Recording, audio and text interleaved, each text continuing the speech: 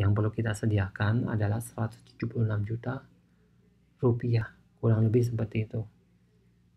Dan selanjutnya di sini ada properti, ada saham, ada forex. Semakin bunganya, potensi profitnya semakin besar, maka dengan sendirinya modal yang diperlukan pun makin kecil. Oke, sekarang saya membahas tentang online trading antara stok, ya, saham, dan forex. Aktivitas trading sendiri merupakan aktif income, ya, teman-teman. Jadi, dengan kita melakukan trading, itu sebenarnya bukan passive income, karena kita berpikir, kita pasang posisi, kita membeli saham, kita menjual saham, ya, itu adalah aktivitas aktif.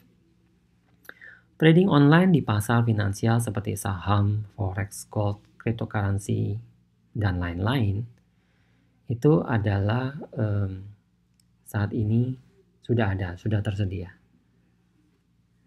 Kemudian saham versus forex. Mitos dan persepsi masyarakat adalah bahwa saham itu lebih aman, forex itu lebih berisiko. Saham lebih low risk, forex lebih high risk. Nah, benarkah demikian? Nah, mari kita buktikan. Oke, saham itu berkaitan dengan kepemilikan atas perusahaan. Contohnya, Telkom, Gudang Garam, Garuda Indonesia, Jasa Marga, dan lain-lain. Ini adalah saham yang ada di Indonesia. Sebenarnya kalau di luar negeri, di Amerika, ada juga saham-saham yang seperti Microsoft, Apple, dan lain-lainnya. Nah, sementara kalau di forex, maka produk yang dijual belikan itu adalah mata uang atau valuta asing.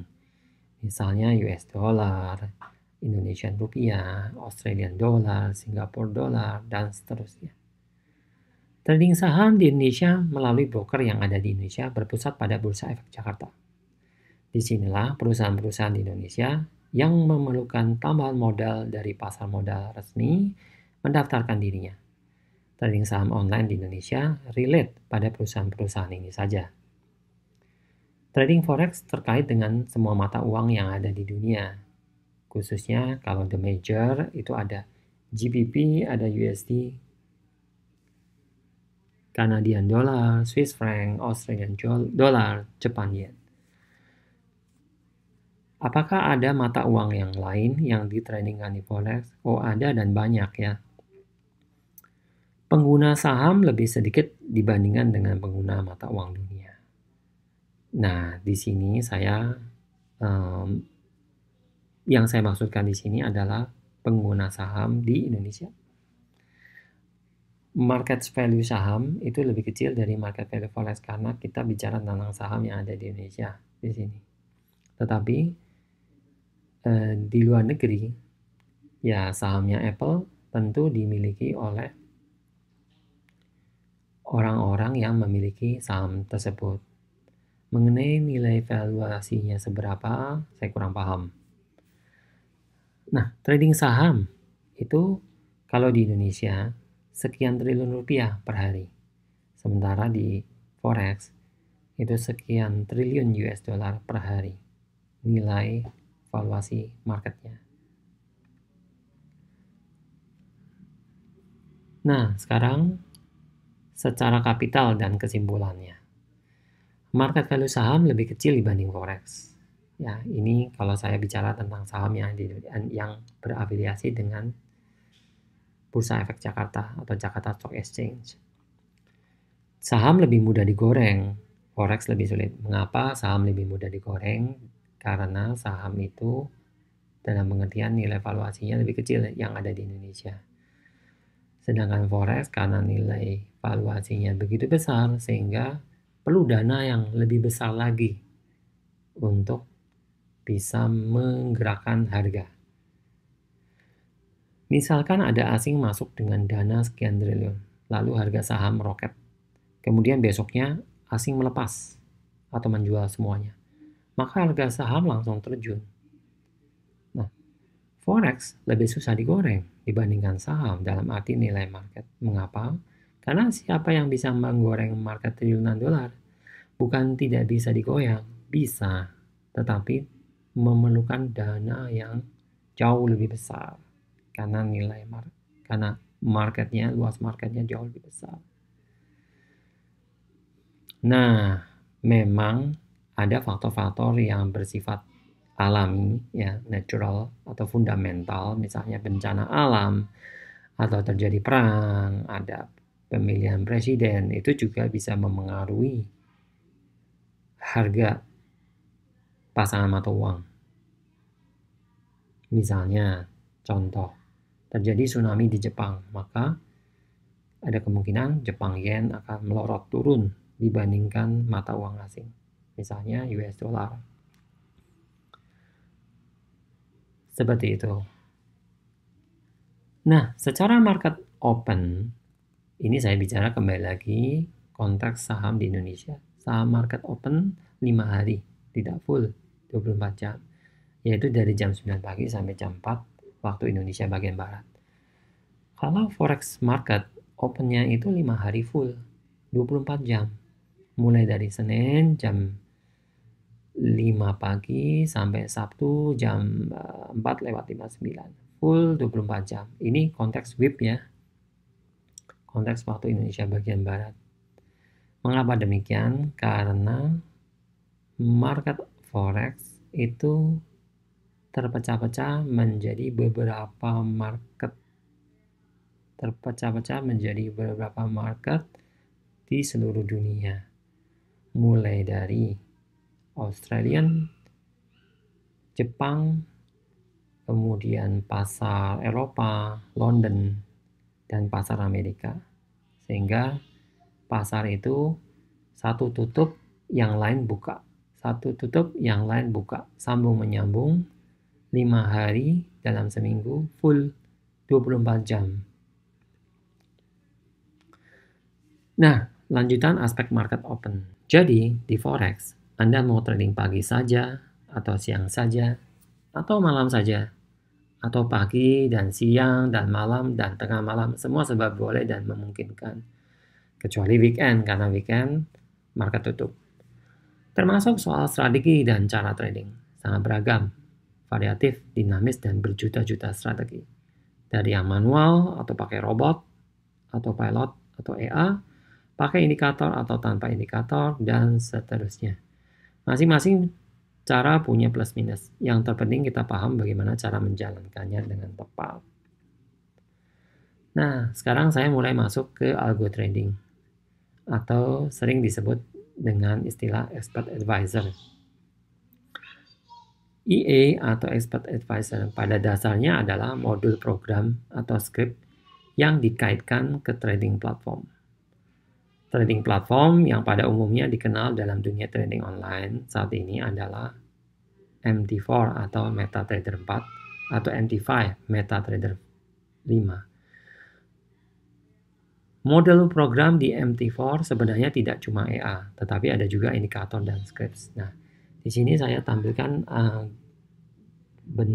contohnya ya.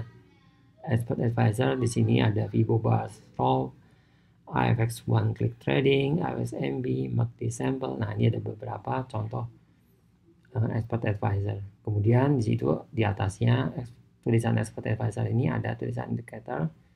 Kalau kita klik tanda plus di samping kirinya, maka akan keluar muncul list daripada indikator yang tersedia. Nah, untuk melakukan algo trading ini, karena kita mau robot kita berjalan full 24 jam, 5 hari seminggu, maka kita membutuhkan yang namanya VPS atau Virtual Private Server. Jadi, itu adalah server yang jalan 24 jam, 7 hari seminggu, 365 hari dalam setahun. Jalan terus, dan biasanya kita sewa VPS itu. Mesin itu yang penting terkonek, terhubung ke internet.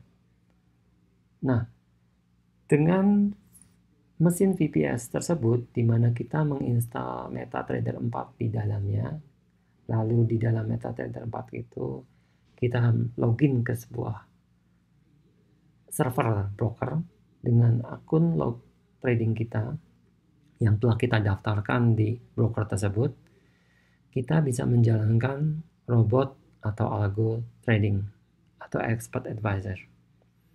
Kita bisa pasang expert advisor kita di akun kita tersebut, dan karena VPS-nya berjalan 7 kali 24 jam dalam seminggu dan 365 hari dalam setahun, maka robot kita bisa berjalan all day, every time, terus menerus untuk melakukan trading secara live. Nah, mengapa kita bisa melakukan trading dengan menggunakan algorithmic trading ini? Apakah hanya satu-satunya cara dengan menggunakan algorithmic trading ini? Tentu saja tidak. Sebenarnya trading itu bisa dilakukan pada awal mulanya dilakukan secara manual. Tetapi di berjalannya waktu dengan penemuan di bidang teknologi, maka ditemukan yang namanya algorithmic trading ini. Artinya, kita bisa menggunakan skrip yang sudah diprogram sedemikian rupa untuk menjalankan sejumlah instruksi yang sudah kita desain sebelumnya secara manual, kemudian kita tuangkan dalam skrip-skrip trading kita, skrip-skrip expert advisor kita, dan robot aplikasi komputer sendiri akan mengeksekusinya sesuai dengan instruksi yang kita masukkan di robot tersebut. Nah, konsepnya seperti apa sih algo trading itu? Algorithmic trading adalah sebuah proses untuk mengeksekusi orders atau pesanan atau perintah menggunakan instruksi trading yang sudah diprogram sebelumnya, yang diotomatisasi untuk melakukan pemeriksaan terhadap variabel-variabel seperti harga, waktu, dan volume. Sebuah algoritma adalah sekumpulan instruksi atau suatu problem solving dari suatu masalah. Dengan menggunakan algoritma komputer, kita bisa melakukan pemecahan masalah dengan sebelumnya sudah diketahui kalau misalnya kondisinya seperti ini, apa yang harus dilakukan. Kalau kondisinya seperti itu, apa yang harus dilakukan. Jadi selalu ada yang namanya logik di dalamnya. Ada algoritma. Nah, algoritma komputer mengirimkan sebagian dari perintah order ya ke market dari waktu ke waktu.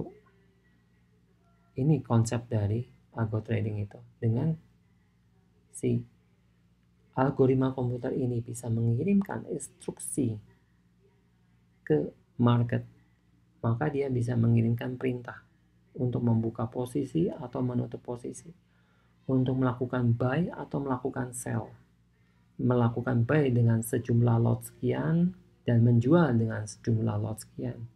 Tentu dengan komputer bisa dilakukan kalkulasi sedemikian rupa sehingga ketika posisi yang kita buka itu either itu buy atau sell sudah menghasilkan profit, baru kita membukukan keuntungan. Jadi kita seperti sudah menyediakan sejumlah instruksi memberitahu kepada komputer apa yang harus dilakukan ketika harga menyentuh posisi tertentu. Kemudian kalau harganya bergerak lagi, apa yang harus dilakukan? Kita sudah memberikan sejumlah instruksi tersebut.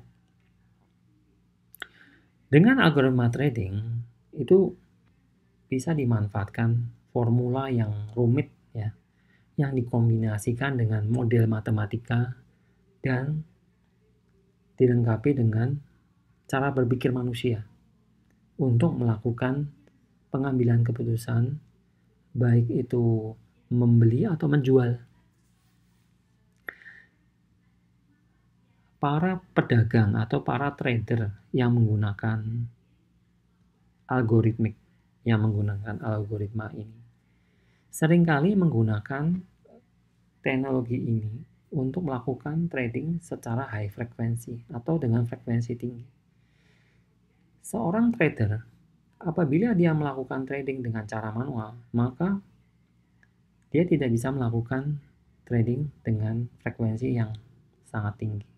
Setinggi-tingginya adalah dibatasi oleh kemampuan manusia, kemampuan refleks manusia, kemampuan berpikir manusia yang tentu kecepatannya terbatas. Berbeda dengan teknologi algo trading ini. Dalam sekian detik, dia bisa menempatkan posisi, sekian banyak posisi, kemudian menunggu sampai posisi itu berubah, di mana terjadi price gap yang memberikan keuntungan bagi trader, kemudian dia melakukan close terhadap posisi tersebut, sehingga terjadilah keuntungan. Algorithmic trading can be used in a wide variety of situations, including order execution, arbitrage, and trend trading strategies. Jadi dengan menggunakan algorithmic trading ini, ada banyak sekali kemungkinan kondisi, situasi yang bisa dimanfaatkan untuk melakukan eksekusi order atau melakukan trading berdasarkan tren. Nah, bagaimanakah sejarah perkembangan algo trading?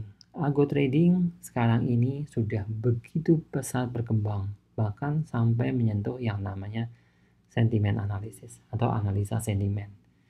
Kita tahu bahwa analisa sentimen ini adalah bagian atau cabang dari artificial intelligence. Kita tahu bahwa saat ini dunia mulai dipenuhi dengan wacana tentang machine learning atau mesin yang bisa belajar. Nah, yang dimaksud dengan machine learning ini adalah